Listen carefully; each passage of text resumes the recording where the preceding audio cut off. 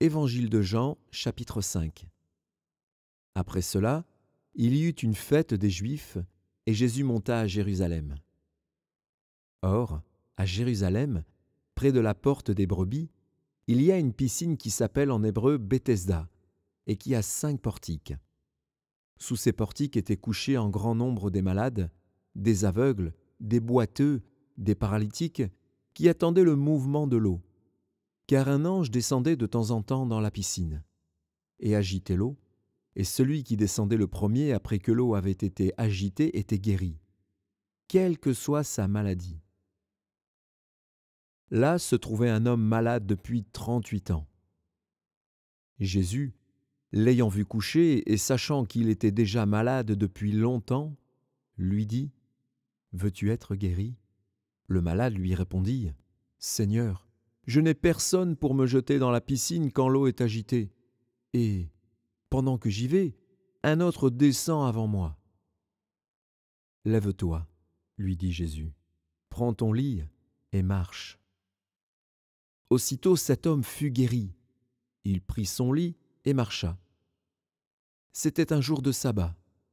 Les Juifs dirent donc à celui qui avait été guéri : « C'est le sabbat, il ne t'est pas permis d'emporter ton lit. » Il leur répondit : « Celui qui m'a guéri m'a dit : prends ton lit et marche. » Ils lui demandèrent : « Qui est l'homme qui t'a dit : prends ton lit et marche ?» Mais celui qui avait été guéri ne savait pas qui c'était, car Jésus avait disparu de la foule qui était en ce lieu.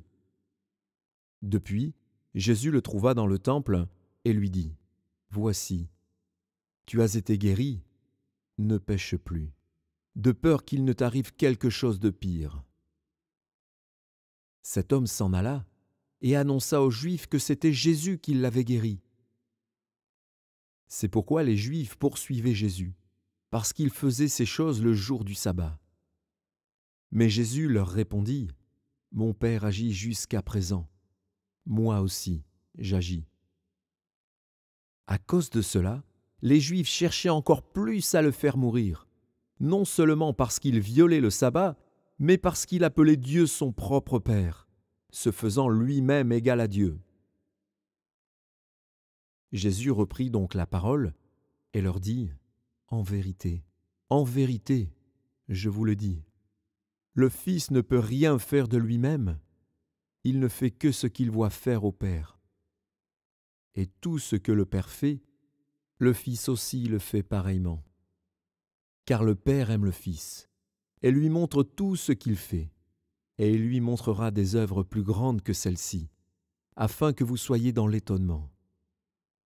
Car, comme le Père ressuscite les morts et donne la vie, ainsi le Fils donne la vie à qui il le veut. Le Père ne juge personne, mais il a remis tout jugement au Fils, afin que tous honorent le Fils comme ils honorent le Père. Celui qui n'honore pas le Fils n'honore pas le Père qui l'a envoyé. En vérité, je vous le dis, celui qui écoute ma parole et qui croit à celui qui m'a envoyé a la vie éternelle et ne vient point en jugement, mais il est passé de la mort à la vie. En vérité, je vous le dis, l'heure vient, et elle est déjà venue, où les morts entendront la voix du Fils de Dieu, et ceux qui l'auront entendu vivront. Car, comme le Père a la vie en lui-même, ainsi il a donné au Fils d'avoir la vie en lui-même. Et il lui a donné le pouvoir de juger, parce qu'il est Fils de l'homme. Ne vous étonnez pas de cela, car l'heure vient où tous ceux qui sont dans les sépulcres entendront sa voix et en sortiront. Ceux qui auront fait le bien ressusciteront pour la vie, mais ceux qui auront fait le mal ressusciteront pour le jugement. Je ne puis rien faire de moi-même. D'après ce que j'entends, je juge, et mon jugement est juste, parce que je ne cherche pas ma volonté, mais la volonté de celui qui m'a envoyé. Si c'est moi qui rends témoignage de moi-même, mon témoignage n'est pas vrai. Il y en a un autre qui rend témoignage de moi, et je sais que le témoignage qu'il rend de moi est vrai. Vous avez envoyé une délégation vers Jean, et il a rendu témoignage à la vérité. Pour moi, ce n'est pas d'un homme que je reçois le témoignage. Mais je dis ceci, afin que vous soyez sauvés. Jean était la lampe qui brûle et qui luit, et vous avez voulu vous réjouir 1 heure à sa lumière. Moi, j'ai un témoignage plus grand que celui de Jean, car les œuvres que le Père m'a donné d'accomplir, ces œuvres mêmes que je fais, témoignent de moi que c'est le Père qui m'a envoyé. Et le Père qui m'a envoyé a rendu lui-même témoignage de moi. Vous n'avez jamais entendu sa voix, vous n'avez point vu sa face, et sa parole ne demeure point en vous, parce que vous ne croyez pas à celui qui l'a envoyé. Vous sondez les Écritures, parce que vous pensez avoir en elles la vie éternelle. Ce sont elles qui rendent témoignage de moi, et vous ne voulez pas venir à moi pour avoir la vie. Je ne tire pas ma gloire des hommes, mais je sais que vous n'avez point en vous l'amour de Dieu. Je suis venu au nom de mon Père, et vous ne me recevez pas. Si un autre vient en son propre nom, vous le recevrez.